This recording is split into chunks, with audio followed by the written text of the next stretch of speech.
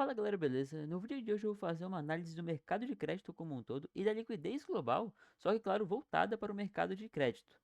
E aí você se pergunta, mas qual que é a importância do mercado de crédito, né, para o Bitcoin, para as ações e para as commodities, né? E bom, hoje em dia, grande parte do crescimento que os países têm, né, do crescimento do PIB global, é feito justamente com dívida, né?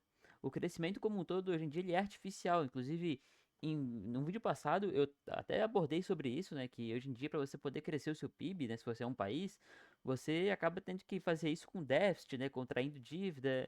E no geral é bem isso que tem acontecido, né? Principalmente depois de 2008, né?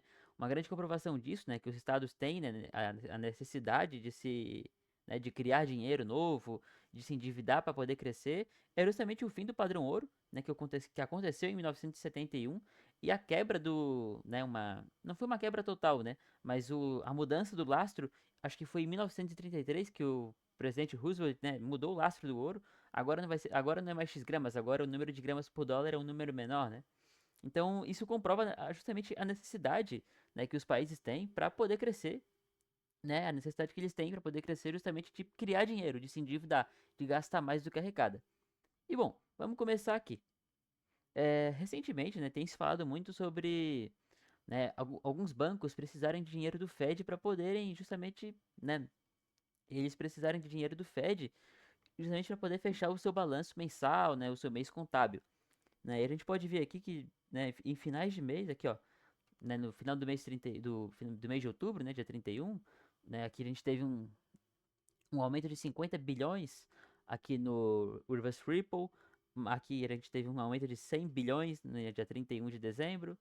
Aí a gente vem aqui no SRF, que é justamente uma ferramenta que o Fed criou, né, para poder ajudar os bancos, né, para eles não terem que, né, pagar um juro maior na hora de pegar dinheiro usando os seus bonds como garantia, né, os seus T-bills, que seriam títulos de curto prazo, ou bonds de curto prazo, né, que seriam os T-bills. Aí para evitar que eles pagassem juros e para ajudar, né, os bancos a trabalharem, eles justamente estão usando o SRF, que é basicamente, ó, você me dá o seu colateral, eu te dou o dinheiro, depois você recompra e eu te ajudo a você pagar um juro baixo. Só que, claro, é uma operação de curtíssimo prazo, né? Não vou estar te emprestando dinheiro para 10 anos, né? Num curto, num juro baixo, num juro baixinho, né? Um juro curto.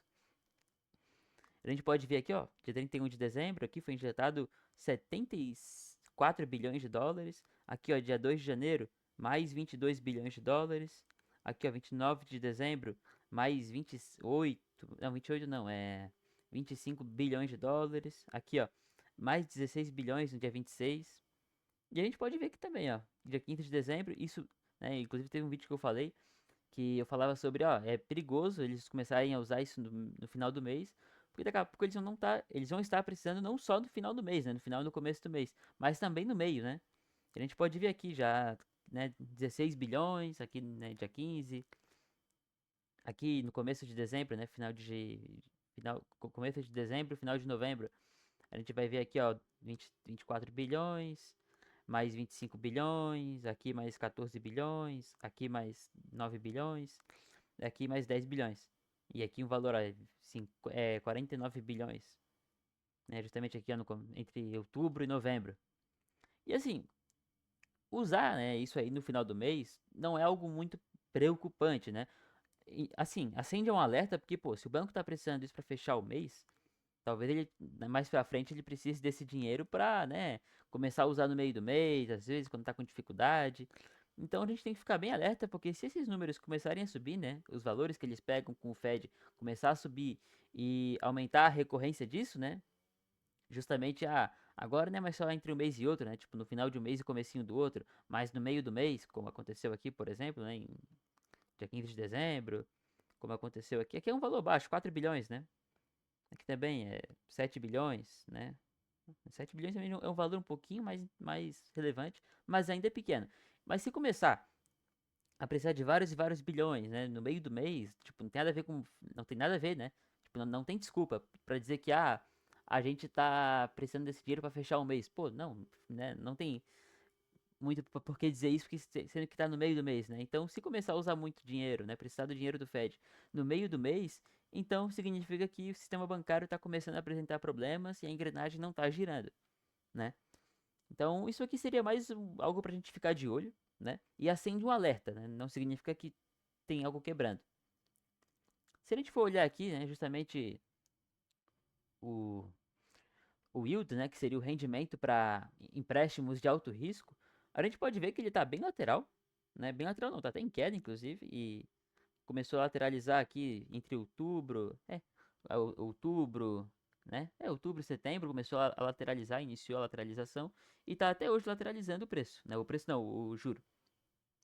Que também, querendo ou não, é o preço, né? Porque juro e preço são inversamente proporcionais. E se o juro tá lateral, o preço também vai estar lateral.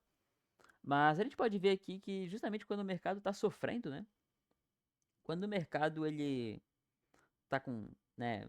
Quando o juro sobe, né? O mercado como um todo tende também a sofrer muito. Por exemplo, aqui a gente consegue ver o juro em 8%, né? 8,5%. Só que quando acontece isso, né? Essa subida repentina nos juros de alto risco ou no juro triplo B, né? No caso, em empréstimos triplo B, né, classificação triplo B, duplo B, triplo C, quando o juro sobe muito, significa que está faltando dinheiro. Se está faltando dinheiro, os mercados tendem a cair. Então, se o juro começar a subir muito, os mercados de risco tendem a sofrer. Agora vamos olhar aqui, justamente para a taxa, né, de refinanciamento ou de compra de imóveis, né? A gente pode ver que atualmente ó, o patamar que a gente está, que é aqui para comprar, né? Nos títulos de 20 anos, ele tá um pouquinho alto, né? Ele tá até que acima da média. Se a gente for pegar aqui a média recente aqui, né? Daqui de 2010, 2009, 2010, 2010, 2009, ele tá um pouco acima da média, né? Ele tá bem, na real, bem acima, ele tá num nível até que bem alto. Isso no 20 anos. Se a gente for pegar aqui o 15 anos, por exemplo, também tá relativamente alto. Se a gente pega o 10 anos, mesma coisa. Tá, né, até que bem alto, na verdade, né? O último patamar que a gente chegou aqui foi em 2010, né, em janeiro de 2010, próximo à crise de 2008, inclusive. Se a gente for pegar aqui o de 30 anos, também tá alto, né? Ele teria que estar abaixo de 5, né? Ele tá aqui em 6, né? 6, 6.2, 5.1, quer dizer 5.5. Então, ainda tá um pouco preocupante, vamos assim dizer, né? Aqui a taxa de refinanciamento para 30 anos também tá alta. Mesmo aqui para 20 anos também tá alta, né? Tá acima da média, na média recente, né? 15 anos, 10 anos. E assim, se esse tipo de, né, juro também sobe, acaba prejudicando o mercado. Ele como um todo, se a gente for pegar aqui nos últimos 5 anos, tá lateral, né? Mas aparenta estar, né, indicando uma queda aqui, ó. Ó, a de compra já está em queda. A de refinanciamento já está mais lateral, mas também está em queda. Né? De 30 anos, também mesma coisa. E, né, quando a gente pega para compra, ele indica uma queda. Para refinanciar, uma lateralidade. Então, é claro que a gente tem que levar em consideração que esse tipo de juro, né? Dessa taxa de juros, o yield, que é cobrado por esse tipo de operação, né? Para compra e refinanciamento de imóveis, ele é impactado diretamente pela taxa de juros que o Fed está colocando, né? Pela Fed Funds Rate. É claro que também nós temos que levar em consideração o apetite por risco dos bancos, né? Mas isso tende a ser de fato impactado pela Fed Funds Rate. Às vezes com um pouco de atraso, às vezes um pouco mais rápido, né? Um pouco de atraso. E bom, 10 anos aqui, mesma coisa, ó, compra, refinanciamento, a compra já está mais, né? Já está em queda. Aqui é justamente uma operação de mais curto prazo, né? 10 anos é muito mais curto do que 30 anos, por exemplo, né? Tá, o juro já é menor. E a gente pode até fazer uma comparação aqui da compra, né? Para você comprar um imóvel, financiando ele em 30 anos, o juro dele é bem próximo, inclusive, de um empréstimo de alto risco. Aqui, ó, tá em 6,5. A gente vai ver aqui 6,21, 5,5, né? Aqui, se colocar refinanciamento, já fica mais próximo, né? Aqui, ó, 6,6, 5,68.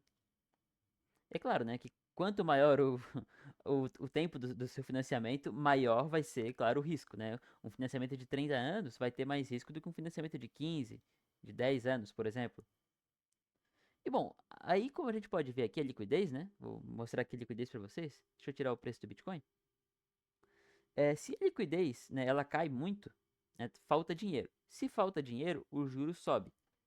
Portanto, fica mais difícil de você contrair empréstimos, né, para você, né, financiar um imóvel, investir na sua empresa, e isso acaba prejudicando também os mercados, né? O Bitcoin, por exemplo, né? Todo mundo sabe, né? Todo mundo sabe não, mas é meio que sabido, né? O mercado entende que quando o juro sobe, né, é justamente porque está faltando liquidez, ou os bancos não estão querendo emprestar, o que, né, que acaba de fato causando falta de liquidez. A gente viu aqui, ó, por exemplo, a liquidez aqui de 30 de setembro, né, de 2024 até janeiro de 25 foi caindo. Só que essa queda não foi sentida de imediato, ela foi sentida depois, lá para abril, março, que aí o mercado começou a sentir. Mesma coisa aqui pro DXY. Aqui ó, a gente pode ver que ele começou, ele DXY aqui chegou no seu, né, um fundo local aqui na região do 100, 101, 99, né? 100, de 100 a 101. E aí ele subiu bastante, né, de setembro, inclusive, que foi quando a liquidez começou a cair. E foi subindo aqui o DXY até janeiro, que foi quando a liquidez parou de cair. Então, quando a liquidez para de cair, né, quer dizer, quando a liquidez ela cai, tá faltando dinheiro. Se falta dinheiro, você tem menos dólares para o mesmo número de ativos. Portanto, o dólar tende a se valorizar. E isso, obviamente, faz os ativos se desvalorizarem. É por isso que é preocupante justamente os bancos precisarem de, né, de ajuda do governo, do Fed, para poder fechar o seu balanço, às vezes precisar de ajuda no meio do mês. Né? Por isso que eu acho isso um pouco preocupante, né? Ainda não é algo, lá é o fim do mundo, mas tem que ligar o alarme, né? A gente tem que ficar com uma luzinha acesa de, opa, deixa eu ficar de olho nisso aqui, porque se isso aqui começar a piorar, vai impactar os mercados, né? O Bitcoin vai sofrer muito, o S&P vai sofrer, né? Não subir, né? Vai sofrer no caso. O S&P, o Nasdaq, o Bitcoin vai sofrer muito. E bom, falando nisso, né? Uma empresa chamada Tricolor, né? Tricolor Holdings, ela é uma empresa do ramo automobilístico, como justamente uma empresa que faz financiamento para imóveis. Ela faliu, né? Claro que teve a situação aqui dela, justamente fraude, né? Eles estavam envolvidos com, né, com fraude. A gente pode ver aqui, ó, eles estavam mentindo, né? Como diz a própria matéria da The Guardian, eles estavam mentindo repetidamente para os bancos e provedores de crédito, ou seja, para quem emprestava dinheiro para eles, né, emprestarem dinheiro para o mercado de automóveis, inclusive falsificando dados de autoempréstimos e garantias. E bom, além disso, a gente também vê aqui, ó, a First Brand, que é uma fabricante de autopeças, e também aqui, ó, falando aqui da financeira a Tricolor. A gente teve dois bancos que sofreram, né? Essa notícia já é um pouco mais antiga, que aqui, ó, o Zions Bank Corporation, que é uma empresa financeira, e a Western Island, Alliance, sei lá como é que fala isso aqui. Mas são duas empresas que, né, trabalham emprestando dinheiro para o mercado, né, e são bancos regionais, e que sofreram justamente porque levaram calote, né? A Tricolor quebrou, a First Brands também quebrou, e isso acabou prejudicando esses bancos. Né? A gente pode ver que essa notícia foi mais ou menos aqui em outubro. Né? Outubro esse que os bancos precisaram de um dinheirinho, né? Para fechar o seu mês. Aqui a gente pode ver aqui, ó, 49 bilhões só em um dia. Aí mais 21 bilhões em outro dia. Esses 6 bilhões aqui é irrelevante, é pouco valor, um valor pequeno. A gente vê aqui 10 bilhões, também é um valor pequeno, né? Não é muito importante. Mas esses dois aqui, esses dois valores aqui realmente chamam a atenção.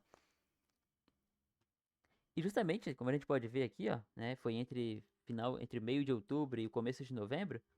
Deixa eu pegar aqui o valor aqui. Aqui, ó, deu uma subida legal no juro, o mercado já, não, claro, o mercado ele tem informações, né, ele consegue pegar essas informações antes da gente ter acesso, né? Mas a gente pode ver aqui, ó, o juro já tinha subido, né? Ele caiu aqui e voltou a subir de novo, que voltou inclusive para o mesmo patamar, né, que estava aqui.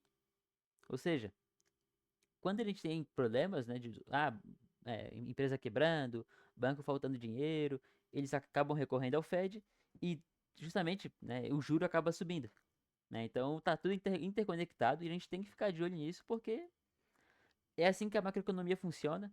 Se esse juro começar a subir, o mercado vai, né, cair.